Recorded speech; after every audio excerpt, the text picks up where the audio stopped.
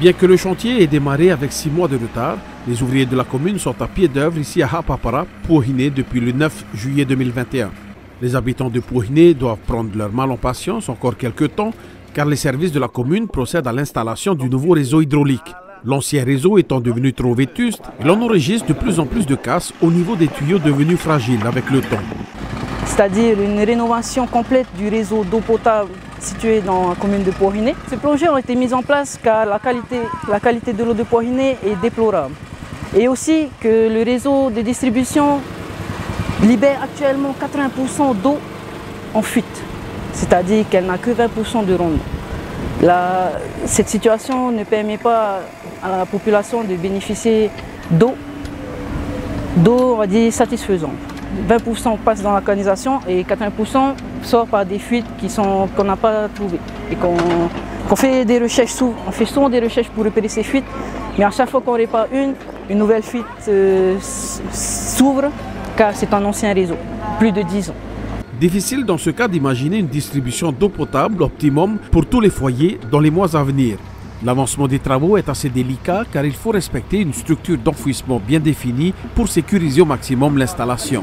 Et il faut faire vite car il faudra procéder parallèlement au bétonnage des servitudes de quartier, ce qui demande un rythme de travail assez poussé.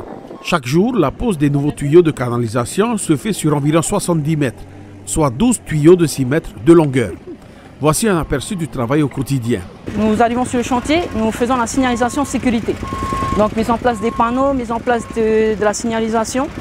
Ensuite nous commençons à creuser, à faire notre tranchée.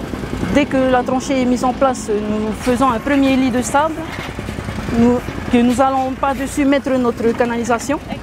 Ensuite nous allons remettre une couche de sable assez épaisse pour faire une couche de protection. Par-dessus un filet avertisseur qui va permettre la signalisation de la canalisation. Et en terminant avec la terre ou le vavara, ça dépend de ce qu'on retire de la tranchée.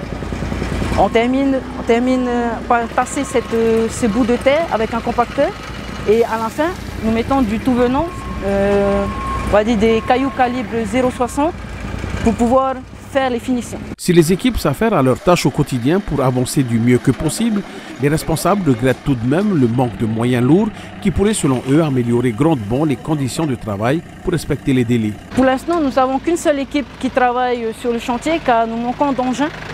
Et les engins nous permettront de diviser l'équipe parce qu'au niveau effectif, nous avons assez de personnes. Mais le seul moyen que nous pouvons diviser les équipes, c'est d'avoir des engins supplémentaires. Pardon. Pour la première tranche, comme je vous l'ai dit, la première tranche est terminée, mais elle est toujours en état de test. C'est-à-dire qu'il y a effectivement de l'eau à l'intérieur, mais nous devons faire les tests de pression et la désinfection du réseau avant sa mise en marche. Donc nous attendons nos experts pour cette opération. Et nous sommes actuellement sur la troisième tranchée. La deuxième tranche n'a pas encore été entamée. Car à cause du bétonnage, nous devions sauter directement à la troisième tranche. Coût total de l'opération, près de 240 millions de francs répartis sur une prise en charge à parties égales entre l'État et le pays à 45% et la commune de Taputapuatea à hauteur de 10%. Une aide qui s'inscrit dans le cadre du contrat de transformation et de développement. La commune de Taputapuatea a également pu bénéficier de l'aide du SPCPF pour le montage du dossier de financement.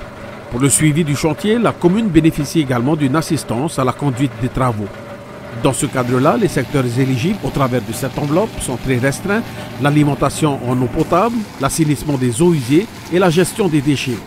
La fin du chantier est prévue au premier semestre 2023.